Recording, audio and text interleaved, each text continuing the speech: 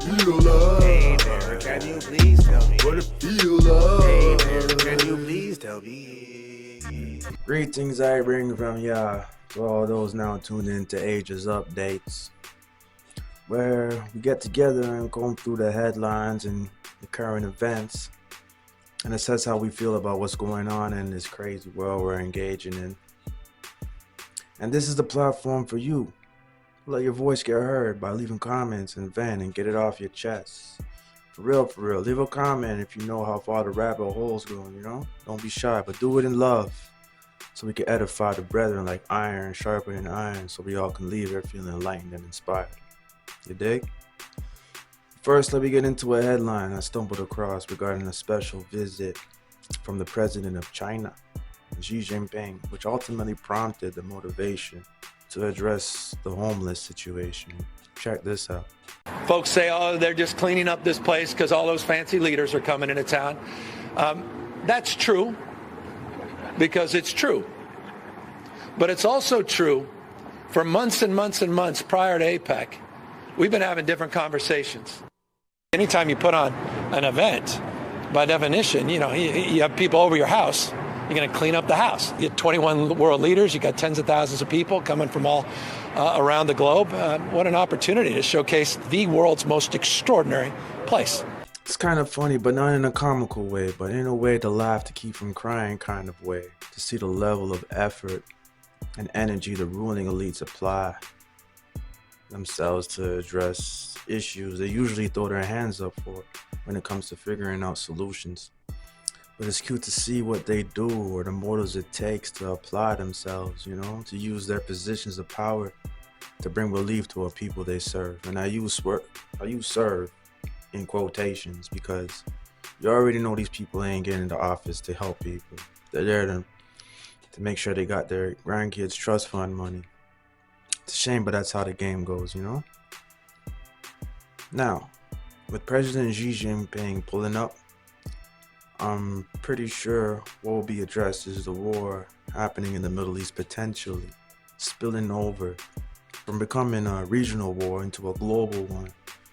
China and America got a stare down happening in Taiwan, but in China, they're watching right now how President Magoo is fumbling the bag in Ukraine, with no one interested in sponsoring it while trying to do Thanksgiving on a budget, and a global outcry for a ceasefire for the bombing down of Gaza. For everyone confused about why people aren't cheering for Israel right now, if you have an ear to hear, let me put you on some insights into why you're losing the information war and having a weak narrative game. Around this time last year, there was an all-out media campaign against Kanye, who went too far, Dave Chappelle, who pushed back a little, and Kyrie Irving, who told us about a movie he watched on Amazon. We were witnessing buck breaking and cancel culture on steroids. Claims of anti-Semitism was flying around in and out of bounds like a Chinese weather balloon. For fast forward a year, with anti-Semitism on the rise, I noticed something that was blatant in its hypocrisy. Check this out. During a Zelensky panhandling tour visit, when he was spinning the block to see who had his money, the Prime Minister of Canada, Justin Trudeau, had in Parliament a Nazi SS war criminal. Not to ridicule and mark how we defeated them in World War II, but his presence was there to stand up and give 2 standing ovations and celebrate what they viewed as heroism. From the outside looking in, my estimation of this situation is that this was pretty anti-Semitic. On a scale of 1 to Kanye, I would say it broke the scale, but I noticed the crickets and no outrage. But wait a minute. Weren't we trying to cancel Kyrie and his livelihood and the excellence he brings with his talents to the game of basketball because of the movie he told people he watched? We're going to let Trudeau slide, celebrating an actual living Nazi. Can anyone point out the reason for the selective outrage between Kyrie Irving and Justin Trudeau? Leave a comment if you know. Speaking of Trudeau, the blue-eyed boy wonder really got a savior complex out here. Really got a beef for climate change, and he's about to make us do what it takes to fight his nemesis. Modern day Captain Planet. He's a hero. Wants to take pollution down to zero. For all my 80s babies, if you know, you know. I digress. But let's see what his grand master plan is in climate changes. Check this out. Today, the NDP flip-flopped on its flip-flop. First, they voted 16 times in favor of the carbon tax on home heat. Then they voted to quadruple the tax.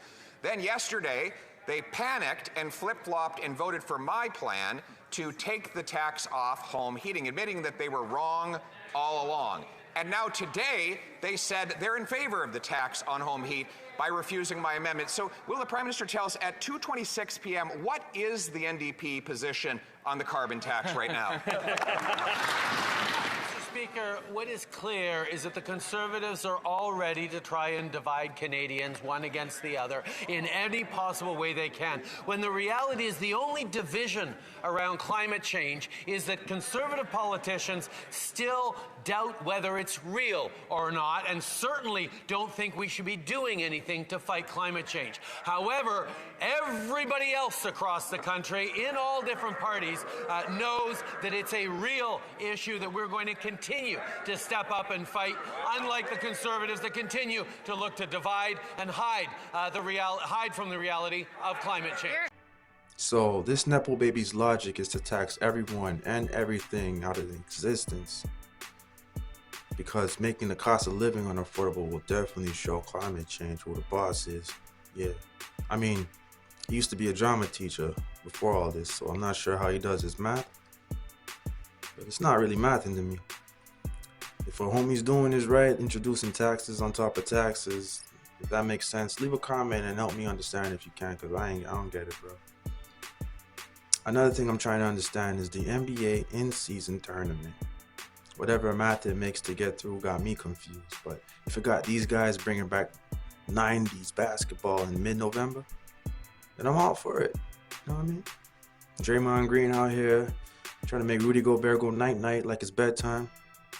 Yeah, it got me feeling like this season's off to an entertaining start. But don't start complaining now after you're saying the league's been getting too soft. Get that double talk on my face, please, and thank you. You get what you asked for, and you get it because you asked for it. Or maybe Draymond went a little too far. I don't know. Y'all leave a comment and let me know how y'all feel about the NBA and season tournament. Consider yourself updated for now. Until next session, we link up. Spread love, and while good you're here, God bless, fam.